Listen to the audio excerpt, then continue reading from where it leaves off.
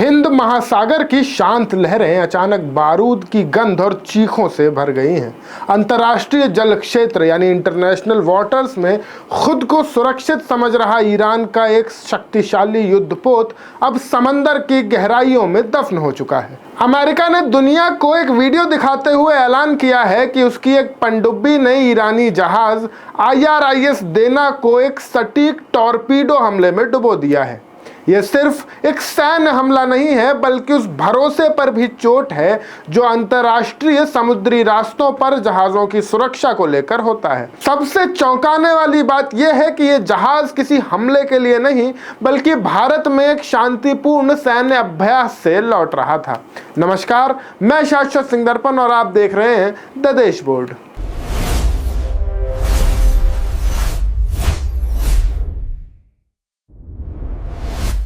इस पूरी घटना का भारत से एक बहुत गहरा और भावुक जुड़ाव है। जिस IRIS देना को अमेरिका ने निशाना बनाया है, वो कुछ ही दिन पहले भारत के विशाखापट्टनम पोर्ट पर शान से खड़ा था। ये जहाज मिलन इंटरनेशनल फ्लीट रिव्यू 2026 में हिस्सा लेने के लिए भारत आया था। 17 फरवरी को भारतीय नौसेना के ईस्टर्न नेवल कमांड ने खुद सोशल मीडिया पर तस्वीरें शेयर करके इस जहाज का गर्मजोशी से स्वागत किया था। किसी ने नहीं सोचा था कि भारत की मेहमान नवाजी के बाद वापस लौटते समय इस जहाज का सामना मौत से हो जाएगा। 4 मार्च को जब यह जहाज श्रीलंका के करीब हिंद महासागर से गुजर रहा था, तभी अमेरिकी नौसेना ने इसे अपना निशाना बनाया। चीख पुकार और डिस्ट्रेस कॉल रिपोर्ट्स के मुताबिक जहाज पर ईरानी नौसेना के करीब 180 लोग सवार थे। 4 मार्च की उस काली सुबह जहाज से एक डिस्ट्रेस कॉल भेजी गई, यानी वो आखिरी संदेश जो कोई जहाज डूबने या भारी संकट के समय मदद के लिए भेजता है। जैसे ही ये कॉल मिली, श्रीलंका की नौसेना तुरंत एक्शन में आई और बचाव कार्य शुरू कर दिया गया। लेकिन तब तक बहुत देर हो चुकी थी। समुद्र की सतह पर जहाज का नामो निशान नहीं था, बस एक बहुत बड़ा तेल का धब्बा था और तैरती हुई लाशें गवाही दे रही थीं कि यहाँ कोई बड़ी तबाही हुई है। श्रीलंका का रेस्क्यू ऑपरेशन और हताहतों का आंकड़ा क्या है, ये भी जान लेते हैं। श्रीलंकाई नौसेना के प्रवक्ता कमांडर बुद्धिका संपत ने एक प्रेस कॉन्फ्रेंस में बताया कि उनकी पहली प्राथमिकता जिंदगियां बचाना था। श्रीलंकाई टीमों ने अपनी जान पर खेलकर 32 ईरानी नागरिकों को समुद्र से जीवित बाहर निकाला और उन्हें तुरंत करापितिया अस्पताल में भर्ती कराया।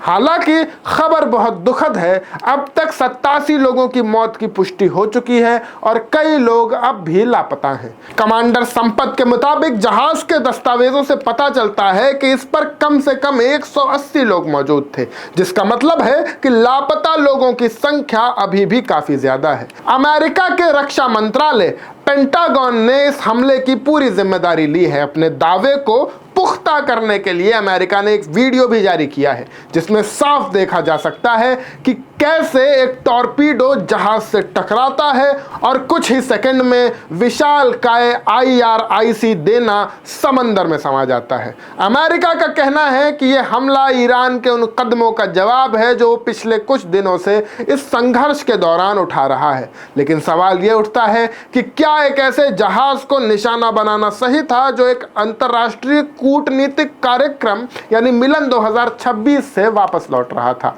क्षेत्रीय तनाव और खामोशी के बारे में बातचीत करना बहुत जरूरी है। यह हमला उस वक्त हुआ जब 28 फरवरी से ईरान, अमेरिका और इजराइल के बीच भीषण युद्ध छिड़ा हुआ है। यह संघर्ष में कई अरब देश भी कूद चुके हैं। इसी बीच ईरान के supreme leader Ayatollah Ali Khamenei की मौत की खबरों ने पूरे पश्चिम एशिया में अस्थिरता पैदा कर दी है। हालांकि इस हमले पर अब तक न तो भारत सरकार की तरफ से कोई आधिकारिक बयान आया है और न ही ईरान ने अपनी चुप्पी तोड़ी है। लेकिन जानकारों का मानना है कि इस घटना के बाद हिंद महासागर में तनाव चरम पर पहुंच जाएगा और ईरान इसका बदला लेने के लिए कोई भी बड़ा कदम उठा सकता है।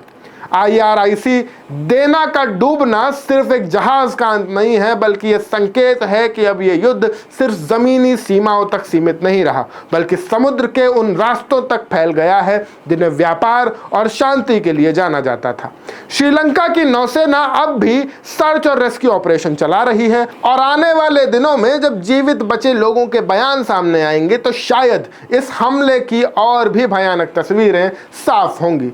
द डैशबोर्ड की टीम इन लापता लोगों की सलामती की दुआ करती है। अगर आपको ये रिपोर्ट जानकारी पूर्ण लगी हो, पसंद आई हो, तो वीडियो को लाइक करें, इसे अपने दोस्तों के साथ शेयर करें और हमारे और अपने चैनल द डैशबोर्ड को सब्सक्राइब करना न भूलें। मैं शाश्वत सिंह दर्पण, आप देख रहे थे द डैशबोर्ड। आप सबका बहुत बहुत शुक्रिया। जय हिंद, जय भारत।